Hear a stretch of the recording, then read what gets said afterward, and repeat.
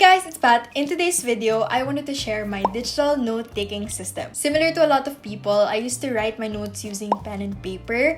I was even very conscious of making them look aesthetic that I would draw or print illustrations and even spend an entire day writing just one topic. I vividly remember my mom telling me that I wouldn't need the prettiest notes in the future, nor do I need to spend a huge chunk of my time making my notes look aesthetic. And at that time, I didn't believe her because it was very much on trend, and I felt like if I didn't make my notes look pretty, that I would be left out. However, I learned the hard way. I figured that that kind of mindset wasn't really working well for me because at the end of the day, I'm not writing my notes for other people. I'm writing notes for myself and for my own learning. So I decided that I wanted to switch from using pen and paper to digital note-taking. There were a lot of factors actually. Number one, I couldn't keep up with how fast my professors were switching the slides, and some professors don't give their presentations at all, especially those professors whose exams are heavily reliant on their slides. Number two, if I did handwritten notes, I just couldn't keep up with the pacing of the class. Sometimes we would be learning topic 7 already, but my notes are just on topic 4. That's how bad that was. And lastly, I want my notes to be a compilation of all my learnings from the class, the book, and the presentation. With handwritten notes, that can be difficult because if you're taking notes based solely on the book, let's say you finished your notes based only on the book,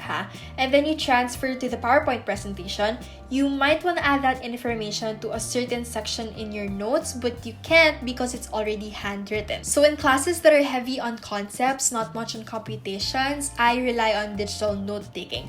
But on classes that are heavy on computations, physics, chem, math, all that jazz, I still have handwritten notes. Now, what are the advantages of digital note-taking? Number one, it saves you a lot of time. Instead of spending a huge chunk of your time handwriting your notes, you can use that additional time for researching or memorizing. And number two, because of the sync feature in several note-taking applications and because you can store your notes online, it's very convenient to access your notes from months or years ago and across all your devices. And number three, I would like to think that there's no limit when it comes to digital note-taking. You can put as much illustrations as you want, customize it to your own style, collate information from various sources. You can make your notes fit your learning style in just a few clicks. But there are also a few disadvantages that come with digital note-taking. Number one, some professors don't allow the use of devices in their class. So it's not 100% assured that you're going to use digital note-taking for all your classes. Number two,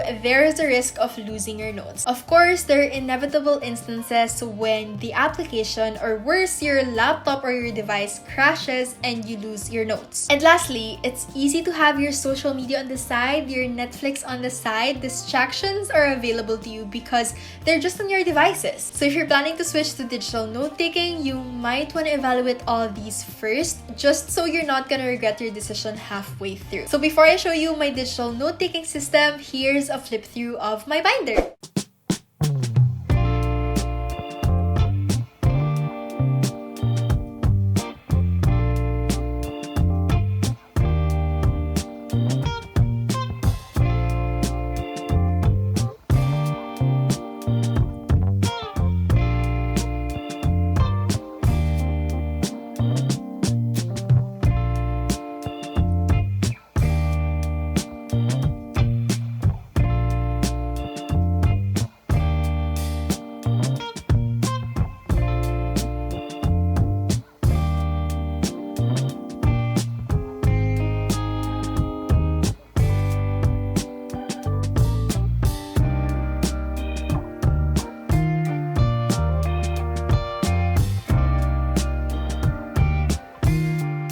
There are several applications that you can use for digital note-taking. There's a OneNote, a Microsoft Word, Google Docs, GoodNotes, Notability. There are a lot of applications out there that are very useful, so you just have to make sure that the application you're using really suits your note-taking system. Personally, I use Microsoft Word because, as I've mentioned in my previous videos, I just find it very convenient to print and customize my notes there. Now, I'm going to show you my note-taking process from formatting to the actual workflow. I print my notes on an A4 grid paper that I got from Muji, so before anything else, before typing my notes, I go to File, page setup, I make sure that the paper is set on A4. And then I go to layout, margins, and then I set a custom margin for my document because the grid paper that I'm using has holes on one side for the binder, so I need to make sure that my notes don't print on that part. Once I've set my document to the correct format, I go ahead and write my notes. So what is my note-taking workflow?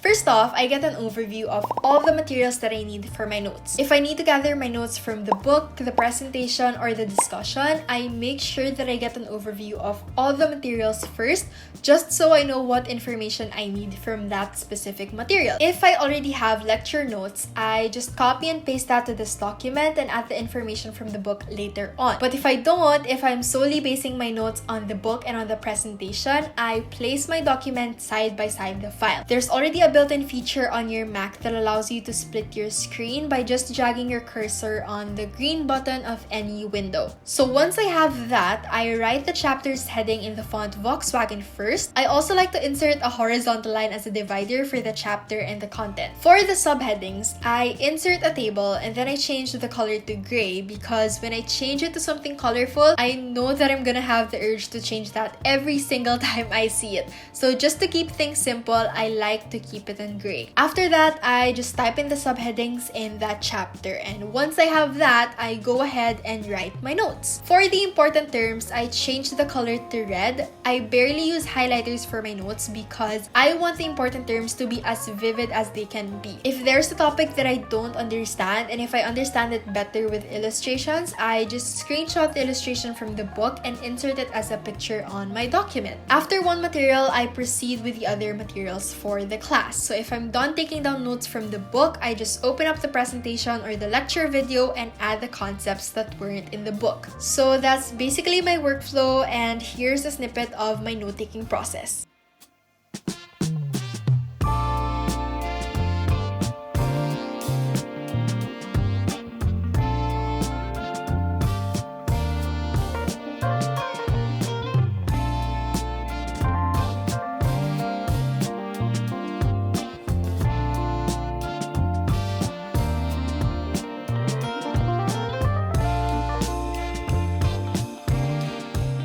So that's it for my digital note-taking system. Let me know your note-taking system in the comments below. I hope you enjoyed this video. Thank you so much for watching, and I will see you in my next one.